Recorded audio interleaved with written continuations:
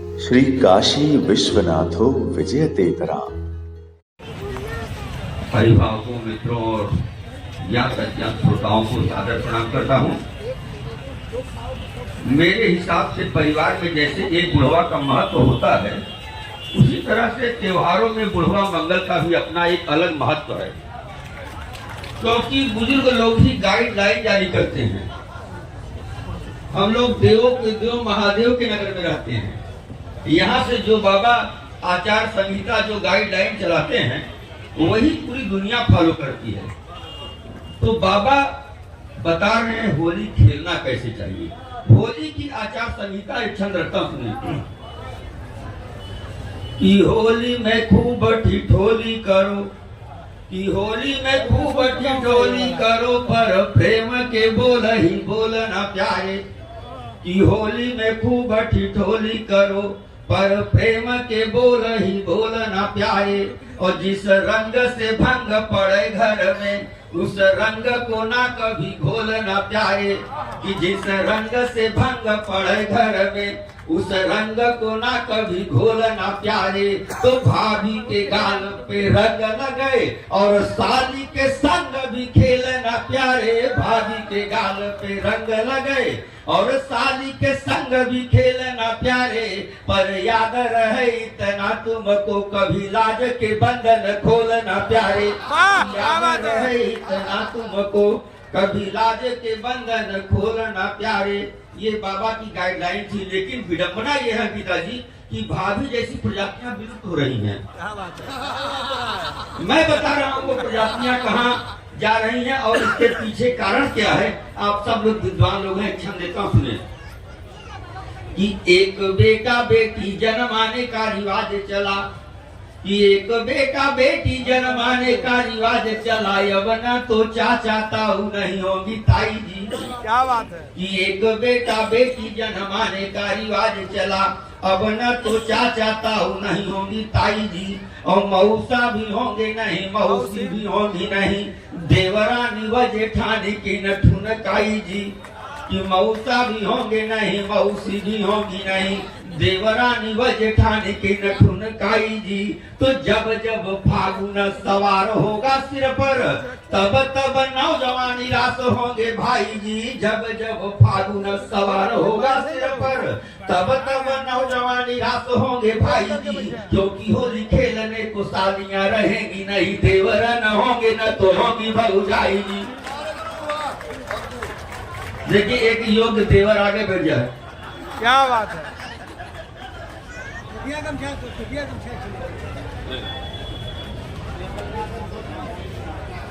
इसी बिरादरी का एक छंद और देता हूं, जिसका ज्ञान से कोई लेना देना नहीं है। भैया बैठ जाइए। जैसे आप कोई वाक्य लिखते हैं भैया, एक और छंद जिसका ज्ञान से कोई मतलब नहीं है। जैसे आप कोई वाक्य लिखते हैं तो उसका व्याकरण होता है, सवाल लगाते हैं तो फार्मूला होता है। ऐसे रिश्ते नातों के संबोधन के पीछे भी तर्क होता है। यदि मैं कहूँ कि वर्मा जी हमारे चाचा जी हैं, तो जाहिर सी बात है हमारे पिताजी के छोटे भाई हैं, इसलिए चाचा जी हुए। लेकिन एक जगह कहना कुछ चाहिए, कहा कुछ जा रहा है। शुद्ध आनंद का छंद आपके हवाले करता हूँ, सुने। कि रिश्तों के नामकरण का भी होता व्याकरण, गलती हुई तो हेरा फेरी कहा जाता है। कि रिश्तों के नामकरण का भी होता व्याकरण, गलती हुई तो हेरा फेरी कहा जाता है। इसीलिए फूफा जी का लड़का फुफेरा भाई, लड़की को बहन फुफेरी कहा जाता है। इतना ही नहीं, पत्नी की माता सास और मामी जी को सासू मामा मेरी कहा जाता है।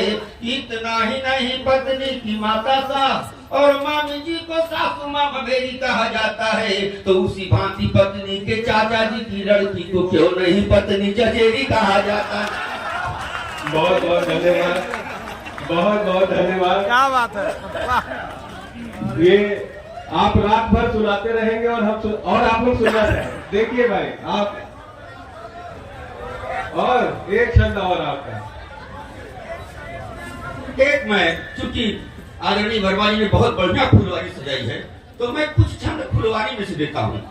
जब मर्यादा पुरुषोत्तम भगवान राम अपनी वैलेंटाइन जगत जननी जगदम्बा को पहली बार देखे, तो वो दृश्य भैया फूल, हाँ बता दीजिए। तो जब प्रभु राम अपनी वैलेंटाइन जगह जगदम्बा को फुलवारी में पहली बार देखे तो वो दृश्य कैसा रहा होगा आपके समक्ष रखता, सुनेगा।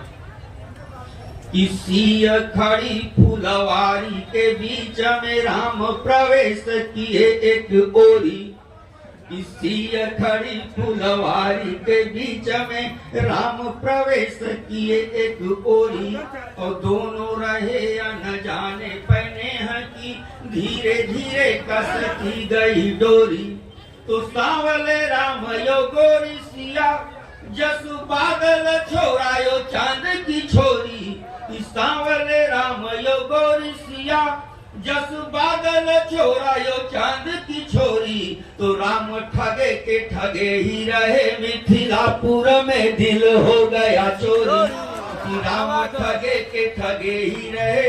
ये दृश्य बाबा विश्वनाथ देख रहे थे, उनको मजा आ गया कि भोले बाबा मुस्काए रहे, प्रभु राम भी नारी लपेटे में आए।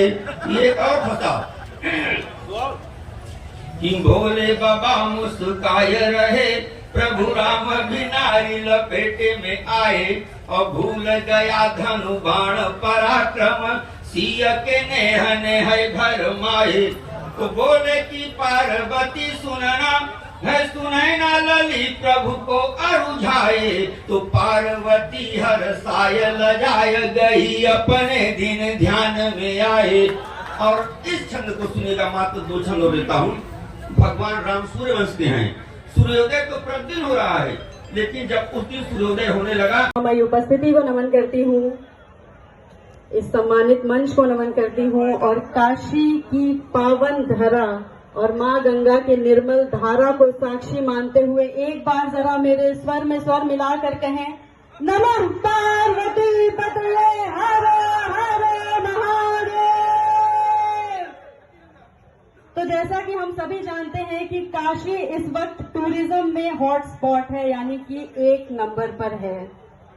तो जो यहाँ आकर वापस जाते हैं उनसे मैंने क्या कहा कि किसी धरोहर गीत सरीखा बहे बनारस, किसी धरोहर गीत सरीखा बहे बनारस, कबर न हमको भूल सको ये कहे बनारस। और काशीवासी के मन का गीत कहे तुमसे, हर काशीवासी के मन का गीत कहे तुमसे, अंतकाल मुह गंग जल उड़ रहे बनारस, अंतकाल मुह गंग जल उड़ रहे बनारस। बहुत बहुत आभार। और जैसा कि आपको बताया गया कि मैं गीत के नाम से लिखती हूँ, होली उत्साह और उमंग का उत्सव है, तो मेरे उत्साहित मन ने क्या कहा, उफक यानी क्षितिज होता है, तो गौर फरमाइएगा, उफक के पार जाकर आशियाना गीत का होगा, उफक के पार जाकर आशियाना गीत का होगा, कहीं सब हो कि परतों में ठिकाना गीत का होगा। हर एक लब पे तबस्सुम हो जहाँ रोशन जमालों सा, बहुत बहुत आभार। हर एक लब पे तबस्सुम हो जहाँ रोशन जमालों सा, समझना के मुकम्मल ये फसाना गीत का होगा, समझना के मुकम्मल ये फसाना गीत का होगा। होठों में जिस जगह दिन रात बस खुश रंग लम्हों में, होठों में जिस जगह दिन रात बस खुश रंग लम्हों में, उसी जगह पे देखो आबुदाना गीत का होगा, उसी जगह पे देखो आबुदाना गीत का होगा। है दुनिया पानी, पानी यानी एक दिन खत्म हो जाने वाली, यानी नश्वर है दुनिया पानी माना, लेकिन दिल को है यकीन थोड़ा,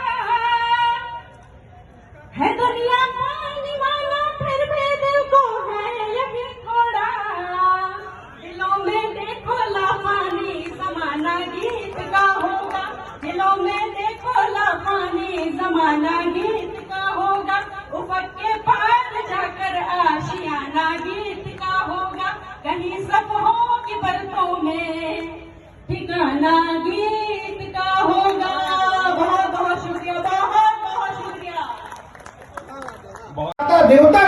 से हैं, मैं कविता पढ़ता हूँ कि जब थी हुई शादी नया ससुराल हुआ था। आदरणीय वीरेंद्र जी सुनिएगा कि जब थी हुई शादी नया ससुराल हुआ था, मैं क्या कहूँ उस वक्त क्या कमाल हुआ था। तब 1 माह तक मैं ससुराल में रहा, कैसे बताऊं स्वर्ग जैसे हाल में रहा। क्या बात है। कि मेरे प्रिय ससुर तब केवल मुझे ही लिफ्ट देते थे। अरुण मेवाड़ी कि मेरे प्रिय ससुर तब केवल मुझे ही लिफ्ट देते थे। मेरे जब उन्हें वेतन बोला के गिफ्ट देते थे। मेरा साला भी मेरी ख्वाहिशों का ख्याल रखता था। मेरी एक बात पर हर काम वो तत्काल करता था।